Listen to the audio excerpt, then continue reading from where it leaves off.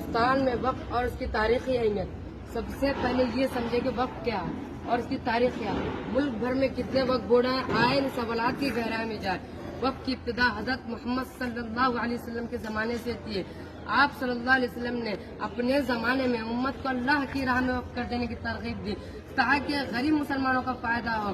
وقف کر دینا مطلب یہ ہے کہ اپنی چیزیں یا زمینیں اللہ کے حوالے کر دینا۔ ان املاک کا مالک صرف اللہ ہے اور کوئی نہیں۔ سب سے پہلے حضرت عمر فاروق رضی اللہ تعالیٰ عنہ اپنی قیمتی زمین وقف کر دی۔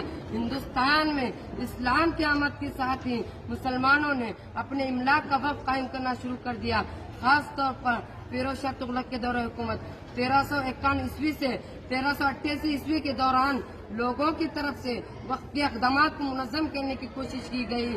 فیروز شاہ تغلق نے اپنے دور حکومت میں ایک ہسپتال قائم کیا اور معالجین اور ڈاکٹروں کو تقرر کیا، ادویات فراہم کی گئی اور بڑی تعداد میں متعدد افراد نے اپنی جائیداد ہسپتال کی مدد کے لیے وقف کر دیا۔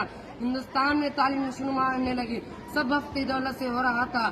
شیر شاہ سوری 1529 عیسوی تا 1540 عیسوی کے دور میں وقف نظام میں مزید بہتری دیکھنے میں آئی، جب گاؤں والوں نے شیر شاہ سوری سے ان کے گاؤں میں ایک مسجد کی تعمیر میں رابطہ کیا تو بادشاہ نے انکار کر دیا اور یہ ہدایت دی کہ وہ خود مسجد تعمیر کرے اور اس کے لیے ایک زمین کا ٹکڑا وقف کر دیا گیا۔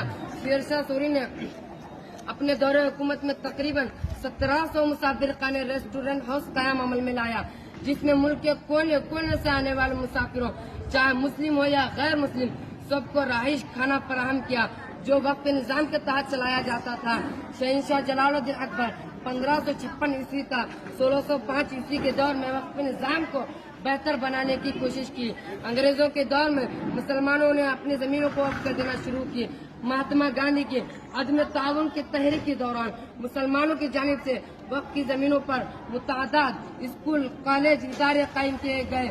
ملک کے نوجوانوں میں تعلیم، مذہبی بیداری اور تربیت کو فروغ دینے کے لیے مساجد اور مدرسوں کی تعمیر کے علاوہ مسلمانوں نے وقف بھی قائم کیا، جن سے حاصل ہونے والی آمدنی مجاہدین آزادی کی حمایت کرتی تھی۔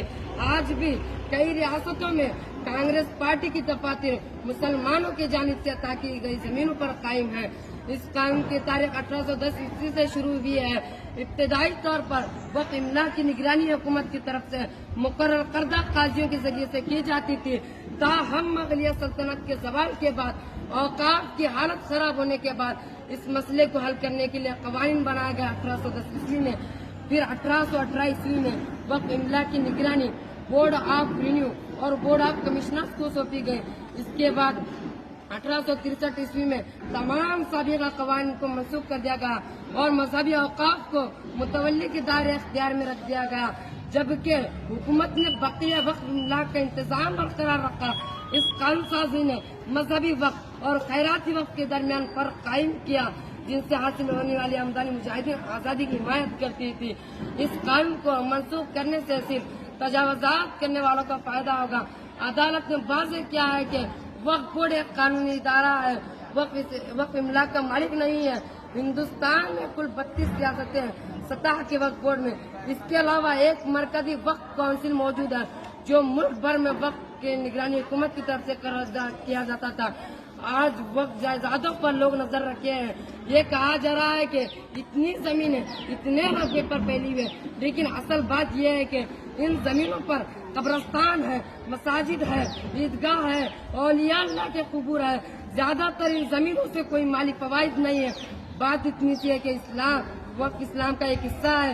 میرا ہندوستان ہم کو اسلام پر چلنے کی اجازت دیتا ہے کیونکہ ہمارا ملک جمہوری ملک ہے۔ السلام علیکم ورحمۃ اللہ۔